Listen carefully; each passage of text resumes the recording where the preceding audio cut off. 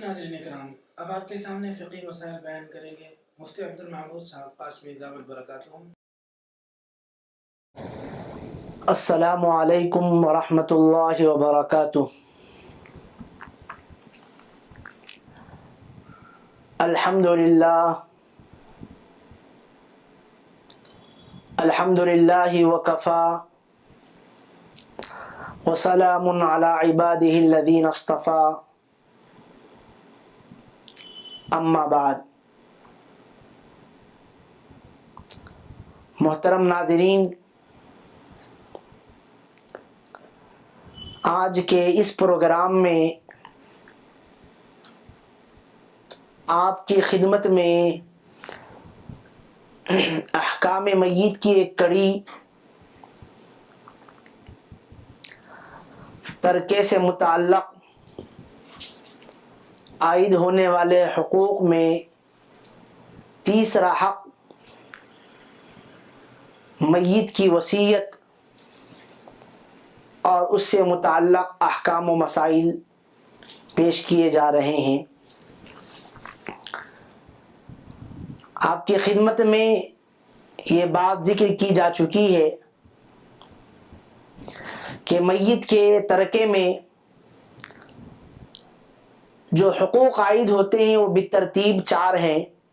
Number 1، تجہیز و تکفین اور تدفین کے مصارف، یعنی شرعی اعتبار سے تجہیز، تکفین اور تدفین میں جتنے مصارف لگیں گے ترکے میں، انہی کو شامل کیا جائے گا، یعنی ترکے میں سے انہی مصارف میں خرچ کیا جائے گا جس کو شریعت نے اجازت دی ہے۔ اسراف میں یا فضول چیزوں میں تجہیز و تکفین کے اور تدفین کے ترکے میں سے خرچ کرنے کی اجازت شریعت نے نہیں دی ہے۔ دوسرا حق، میت کا قرض جو اس کے ذمے میں رہ گیا تھا، تجہیز و تکفین اور تدفین کے مصارف کے بعد میت کا قرض ادا کیا جائے گا، خواہ اس کی ادائیگی کے لیے پورا ترکہ خرچ کرنے کی ضرورت پڑے، تب بھی پورا ادا کر دیا جائے گا۔ تیسرا حق ہے تجہیز و تکفین اور تدفین کے مصارف کے بعد اور میت کے ذمے میں جو قرض تھا اس کی ادائیگی کے بعد جو مال بچ رہتا ہے، اس مال میں سے اس کی وصیت کے مطابق بچے ہوئے مال کے 1/3 حصے پر اس کی وصیت کے احکام جاری ہوں گے، باقی 2/3 پر وارثین کا حق ہوگا۔ جیسا کہ آپ کی خدمت میں یہ بات ذکر کی جا چکی ہے کہ وصیت کرنے والے کو حکم دیا گیا کہ وہ باقاعدہ طور پہ یہ الفاظ کہیں کہ میرے مرنے کے بعد فلاں کام میرے ان پیسوں سے کیا جائے، یا فلاں کو یہ میری چیز دی جائے، یا پھر وصیت کا لفظ استعمال کریں۔ صرف اس نے یہ کہا کہ میرا مال فلاں کو دے دو، مرنے کے بعد کا لفظ استعمال نہیں کیا یا وصیت کا لفظ استعمال نہیں کیا، تو ایسی صورت میں اس پر وصیت کے احکام جاری نہیں ہوں گے۔ صرف یہ کہا کہ میرا مال فلاں کو دے دو، فقہاء کرام نے فرمایا کہ اس پر وصیت کے احکام جاری نہیں ہوں گے۔ اسی طریقے پر اگر کسی نے اپنے مال کی وصیت کی، وصیت کرنے کے بعد اس کو اس وصیت سے رجوع کرنے کا یا اس وصیت کو منسوخ کرنے کا وصیت کرنے والے کو پورا اختیار دیا گیا ہے کہ اس وصیت سے رجوع کر سکتا ہے اور اس وصیت کو منسوخ کر سکتا ہے۔ پورا اختیار دیا گیا کہ وہ اپنی وصیت سے رجوع بھی کر سکتا ہے اور وصیت کو منسوخ بھی کر سکتا ہے۔ وصیت سے رجوع کرنے کا قول کے ذریعے سے یا افعال کے ذریعے سے مختلف شکلیں ہوتی ہیں۔ قول کے ذریعے سے یہ کہا کہ میں نے جو وصیت کی ہے میں اس کو منسوخ کر رہا ہوں، اب میری وہ وصیت نہیں رہی۔ افعال کے ذریعے سے مثال کے طور پہ کوئی چیز اس کے پاس قبضے میں تھی اور اس نے اس چیز کی وصیت کی تھی، جیسے ہیرے کی مثال کے طور پہ اس نے کہا تھا کہ یہ ہیرا فلاں آدمی کو دے دینا میرے مرنے کے بعد۔ اب اس نے وصیت تو کی لیکن زندگی میں ہی اس ہیرے کو بیچ کر اس کا روپیہ اپنے استعمال میں لا لیا، تو گویا کہ اپنے عمل کے ذریعے سے اس نے یہ ثابت کیا کہ میری یہ وصیت منسوخ ہو چکی ہے، یعنی گویا کہ میں نے اپنی وصیت سے رجوع کر لیا۔ یا مثال کے طور پہ کسی کو یہ کہا کہ میری فلاں زمین فلاں کو دے دینا، لیکن زندگی میں ہی اس نے اس زمین کو فروخت کر دیا اور اس کے پیسے اپنے استعمال میں لا لیا، تو گویا کہ وہ زمین رہی نہیں، تو وصیت کے بعد کس کے لیے احکام جاری ہوں گے؟ اور اس زمین کے اوپر وصیت کیسے جاری ہوں گی جبکہ اس کی ملکیت میں وہ چیز ہے ہی نہیں؟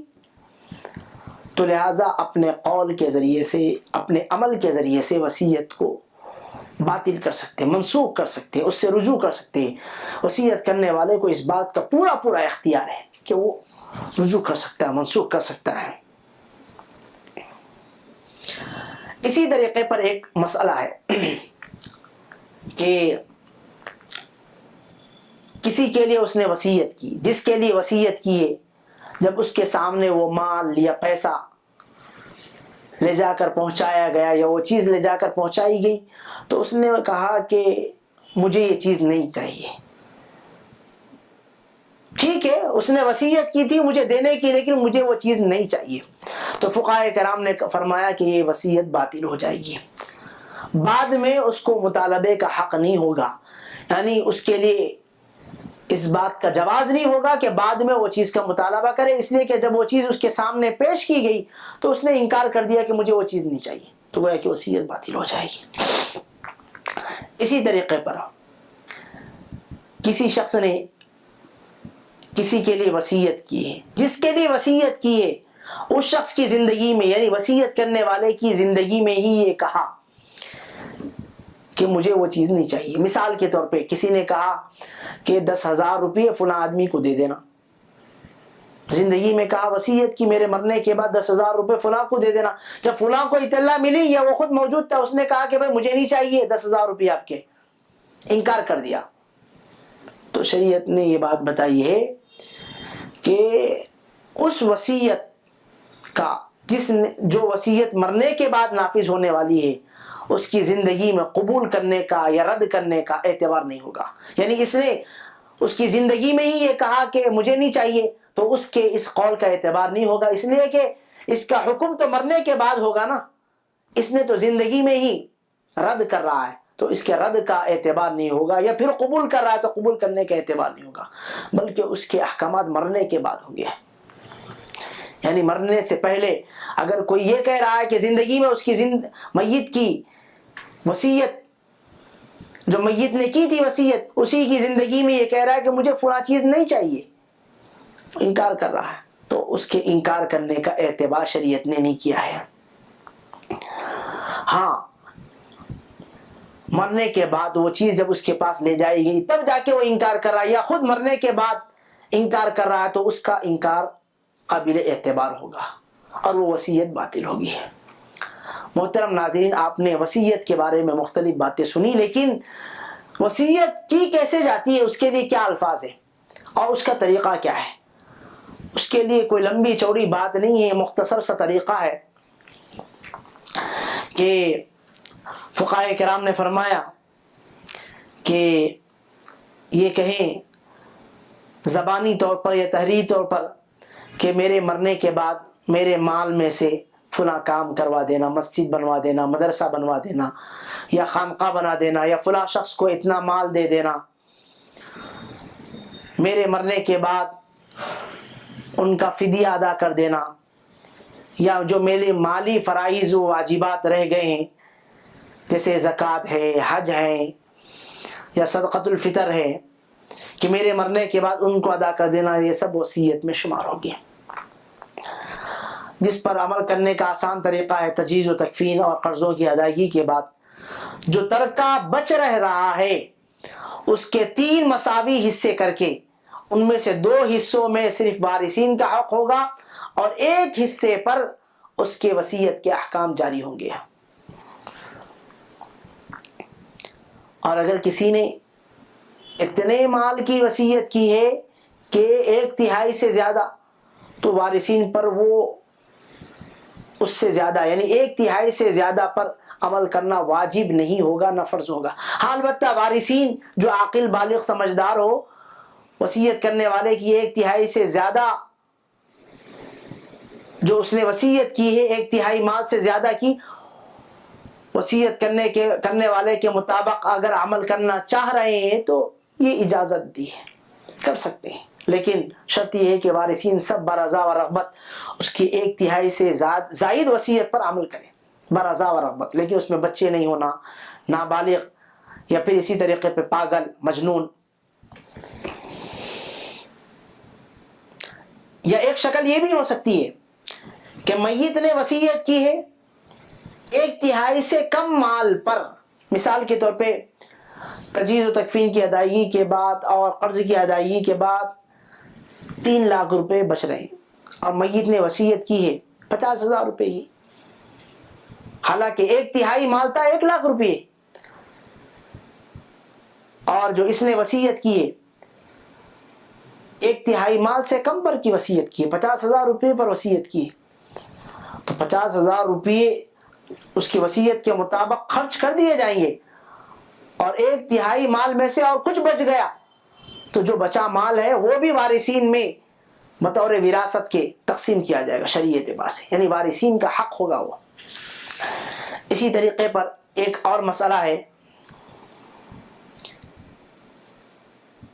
کہ کسی نے وصیت کی ہے، کئی وصیتیں کی ہے، اور کئی وصیتیں اس کی مقدار اتنی ہے کہ 1/3 مال سے بھی کم، اور وصیتیں پوری ہو سکتی ہے 1/3 مال سے کم میں، تو پوری وصیتیں ادا کر دی جائے گی اور باقی جو مال بچے گا وہ وارثین کا حق ہوگا. 1/3 مال سے کم میں وصیتیں. یا بس اوقات یوں شکل ہو سکتی ہے کسی نے وصیت کی ہے 1 سے زیادہ کی،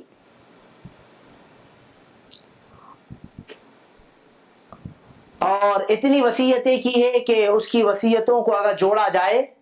تو 1/3 مال سے زیادہ ہو رہا ہے، 1/3 مال سے اس کی مقدار 1/3 مال سے زیادہ ہو رہی ہے. 1 سے زیادہ وصیتیں اگر کسی نے کی ہے اور 1/3 سے زیادہ اگر کسی نے وصیت کی ہے تو 1/3 کے اندر جتنی وصیتیں ہو سکی ادا کر دی جائے گی، باقی چھوڑ دی جائے گی، کیونکہ باقی وصیتوں کا پورا کرنا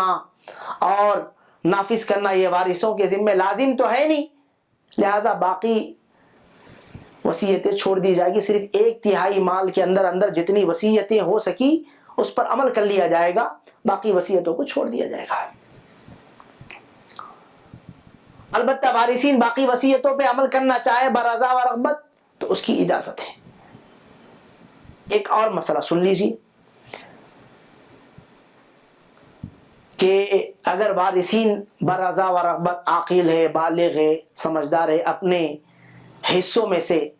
اگر میت کی باقی وصیتوں کو پورا کرنا چاہے تو کر سکتے ہیں. لیکن بس اوقات کوئی وارث موجود نہیں ہوتا ہے،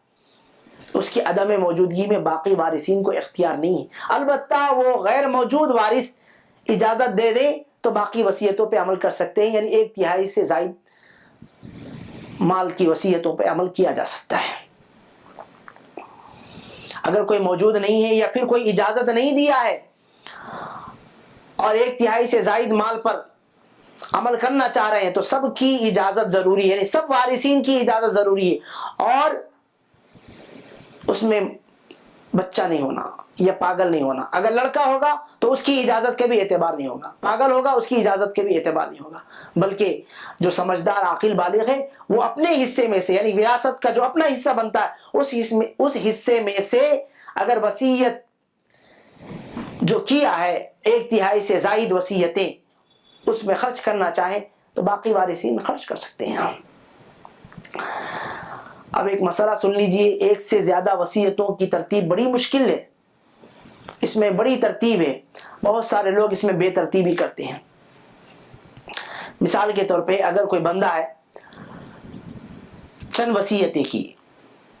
جو 1/3 مال میں وہ وصیتوں پر عمل نہیں ہو سکتا ہے۔ مثال کے طور پہ کسی بندے نے مال چھوڑا، تجہیز و تکفین اور قرض کی ادائیگی کے بعد 3 لاکھ روپے بچتے ہیں اور 1 لاکھ روپے 1/3 مال، اور اس نے وصیت کی 1.5 لاکھ روپے کی، یعنی 1.5 لاکھ روپے کی وصیت کی، حالانکہ تہائی مال ہے 1 لاکھ روپے، اور وصیتیں بھی الگ الگ ہے، 2,000 3,000 10,000 20,000 50,000 70,000 ایسا الگ الگ مکمل ہے، اور وہ 1/3 مال سے زیادہ وصیتیں ہو رہی ہیں، اور زیادہ خرچ کرنے کی وارثوں نے اجازت بھی نہیں دی، یہ کہا کہ بھئی 1/3 مال میں سے خرچ کیا، اس سے زیادہ خرچ نہیں کیا، یعنی 1 ہی لاکھ روپے خرچ کیے جائیں گے، حالانکہ وصیت کی تھی 1.5 لاکھ روپے کی، اور وصیتیں ہیں الگ الگ۔ تو اب کس کو دیا جائے گا، کس وصیت پر عمل کیا جائے گا اور کس وصیت پہ عمل نہیں کیا جائے گا، اس سلسلے میں تھوڑا تفصیل ہے، آپ اس کو سماعت فرمائیں۔ تو فقہائے کرام نے فرمایا کہ اگر وصیتیں 1/3 مال سے زیادہ کی ہے اور وصیتیں بھی ہے مختلف الگ الگ، اور وارثین نے 1/3 مال سے زیادہ خرچ کرنے کی اجازت نہیں دی، تو فقہائے کرام نے فرمایا جو وصیتیں شرعاً زیادہ ضروری ہے ان کو پہلے پورا کیا جائے گا، اور اس میں سے کچھ بچ جائیں تو کم ضروری والی وصیتیں پورے کرنا واجب ہے، پھر اس سے بھی کچھ بچ جائے تو غیر ضروری وصیتوں پر عمل کریں۔ یعنی جب اس نے 1/3 مال سے زیادہ کی وصیت کی ہے اور وارثین نے 1/3 مال سے زیادہ پر عمل کرنے کی اجازت نہیں دی ہے، تو اب چند وصیتیں تو عمل کی شکل یہ ہوگی، جو سب سے زیادہ ضروری ہوگی پہلے اس وصیت پر عمل، پھر اس سے کم درجے کی ضروری والی چیزوں وصیت پر عمل کیا جائے گا، پھر اس سے غیر ضروری والی وصیت۔ مثال کے طور پہ اس کی شکل یہ ہو سکتی ہے کہ کسی کے ذمے قضا روزہ، اس کا فدیہ باقی ہے، اس کی بھی وصیت کر دیا، صدقۃ الفطر ہے اس کے ذمے میں باقی رہے گا، اس کی بھی وصیت کر دیا،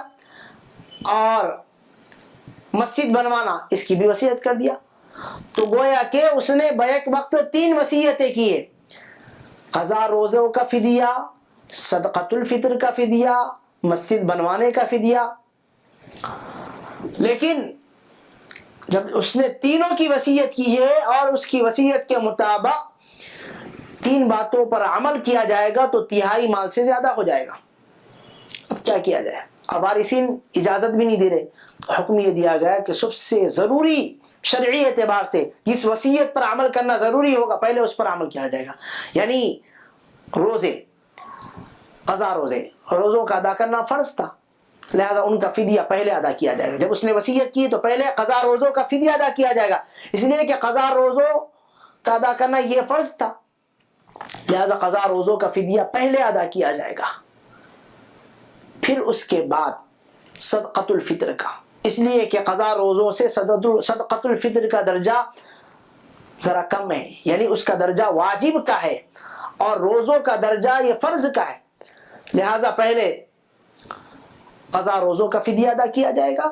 پھر اس کے بعد مال بچ جائیں تو صدقۃ الفطر کا،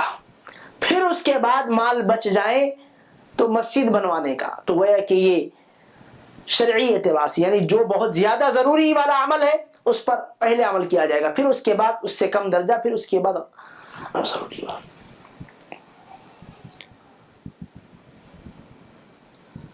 اسی طریقے پر کبھی ایسا ہوتا ہے کہ میت نے جو وصیتیں کی ہے سب وصیتیں برابر درجے کی ہے، یعنی سب وصیتیں برابر درجے کی، یعنی سب وصیتیں فرض درجے کی ہے، یا سب وصیتیں واجب کے درجے کی ہے، یا سب وصیتیں مستحب کے درجے کی۔ پہلی شکل تو یہ ہوئی کہ اگر کسی نے وصیت کی ہے 1 سے زیادہ وصیتیں بھی چند وصیتیں کی اور تہائی مال سے زیادہ پر وصیت کیا اور وارثین نے اجازت بھی نہیں دی تہائی مال سے زیادہ استعمال کرنے کی، تو پہلے ضروری والی وصیت پر عمل کیا جائے گا، پھر اس کے بعد اس سے کم ضروری والا، پھر غیر ضروری والا۔ لیکن اگر سب وصیتیں برابر درجے کی ہیں، یعنی سب ضروری وصیتیں یا سب غیر ضروری وصیتیں ہیں، تو فقہائے کرام نے فرمایا، جیسے مثال کے طور پہ اس کی شکل یہ ہو سکتی ہے کہ روزے کا بھی فدیہ ہے اور نماز کا بھی فدیہ ہے، یہ دونوں کی وصیت کی ہے اور دونوں کا ادا کرنا یہ فرض ہے، تو گویا کہ وصیت میں دونوں کا درجہ برابر کا ہے۔ تو فقہائے کرام نے فرمایا جس کی وصیت پہلے کی ہے، یعنی سب وصیتیں برابر درجے کی، ضروری درجے کی ہے، جس کی وصیت سب سے پہلے کی ہے اس وصیت پر عمل کیا جائے گا، پہلے اس کو ادا کریں، اور جو بعد میں وصیت کیا ہے اس کو بعد میں ادا کریں۔ اور بعض فقہائے کرام نے فرمایا کہ اگر کسی نے غیر ضروری وصیتیں کی ہے، یعنی سب غیر ضروری وصیتیں داخل ہیں، یعنی مسجد بنوانے کی وصیت کی ہے، یہ اس کے اوپر ضروری نہیں ہے، مدرسہ بنوانے کی وصیت کی ہے، اس کے اوپر ضروری نہیں ہے، تو فقہائے کرام نے فرمایا کہ جو پہلے اس نے وصیت کی ہے اس پر عمل کیا جائے، یعنی جس کی وصیت پہلے کی تھی اس پر عمل کیا جائے گا اور دوسری وصیت کو مؤخر کیا جائے گا۔ محترم ناظرین، یہ وصیت سے متعلق کچھ مسائل تھے، لیکن یہ بات اچھی طریقے سے ذہن میں رکھیں، جو وصیت پہلے کی تھی، اگر سب وصیتیں برابر درجے کی ضروری والی ہے تو جو وصیت پہلے کی تھی اس وصیت کے مطابق پہلی والی وصیت پر عمل کیا جائے گا، اور جو بعد میں وصیتیں کی تھی اس کو بعد میں ادا کیا جائے گا۔ اگر سب وصیتیں برابر درجے کی ہیں، یعنی ضروری ہے، تو پہلے جو وصیت کی ہے اس پر عمل کیا جائے گا، اور اگر سب وصیتیں غیر ضروری ہے تو ان میں جو سب سے پہلے وصیتیں کچھ ضروری کچھ غیر ضروری، تو ضروری والوں کو پہلے اور غیر ضروری والوں کو بعد میں، اس طریقے پر وصیت سے متعلق احکامات ہوں گے۔ محترم ناظرین، یہ بات اس وقت میں تھی کہ وصیت اشخاص کے لیے نہ کی ہو، یعنی کسی آدمی کے لیے نہ کی ہو، یعنی نماز روزہ وغیرہ، مسجد بنوانا، مدرسہ بنوانا، یہ اشخاص کے لیے نہیں ہے۔ اگر کسی نے وصیت کی ہے، مختلف وصیتیں کی ہے اور تہائی مال سے زیادہ کی وصیت کی ہے، اور وہ تہائی مال سے زیادہ کی جو وصیت کی ہے وہ اشخاص کے لیے کی ہے، اور متعدد وصیتیں کی، مثال کے طور پہ یہ کہا فلاں بندے کو 1000 روپے دینا، فلاں کو 1000 دینا، فلاں کو، یہاں تک کہ 1 لاکھ اس کا 1/3 مال بنتا ہے، لیکن اس کی وصیتیں 1.5 لاکھ ہو گئی، اور یہ اشخاص کے لیے ہوئی، تو فقہائے کرام نے فرمایا کہ ایسی صورت میں وہ تہائی مال، یعنی جو 1 لاکھ روپے ہیں، وہ 1 لاکھ روپے ان متعین اشخاص میں برابر تقسیم کر دیا جائے گا، گرچہ وصیت تہائی مال سے زیادہ کی ہے۔ مثال کے طور پہ 2 فرد ہیں، ایک فرد کو 75,000 روپے کی وصیت کی اور دوسرے فرد کو 75,000، حالانکہ اس کا تہائی مال 1 لاکھ روپے بنتا ہے، لیکن اس نے وصیت کی 1.5 لاکھ روپے کی، اور وارثین اجازت بھی نہیں دے رہے ہیں تہائی مال سے زیادہ استعمال کرنے کی، تو فقہائے کرام فرما رہے ہیں کہ یہ وصیت اشخاص کے لیے ہوئی ہے، لہذا دونوں افراد کو اس تہائی مال میں سے برابر تقسیم کر دیں گے، حالانکہ وصیت کی تھی 75 کی، اس کو 75 کی اور اس کو 75,000 کی، اس اعتبار سے 1.5 لاکھ ہو رہی تھی، لیکن 1 لاکھ روپے ان دونوں میں برابر تقسیم کر دیں، یعنی ایک کو 50,000 اور دوسرے کو 50,000، یہ متعین اشخاص کے لیے اگر وصیت ہوگی۔ محترم ناظرین، وصیت سے متعلق اور بھی مسائل ہیں، انشاءاللہ اگر ایسی کوئی بات ہو جو وصیت سے متعلق آپ جاننا چاہتے ہیں اور مسائل جاننا چاہتے ہیں، صفا شریعت ہیلپ لائن سے رجوع ہو اور اس سے متعلق احکام اور مسائل جانیں۔ دعا کرے اللہ جل شانہ کہی ہوئی بات پر سب کو عمل کی توفیق مرحمت فرمائیں، آمین۔ وآخر دعوانا الحمدللہ رب العالمین۔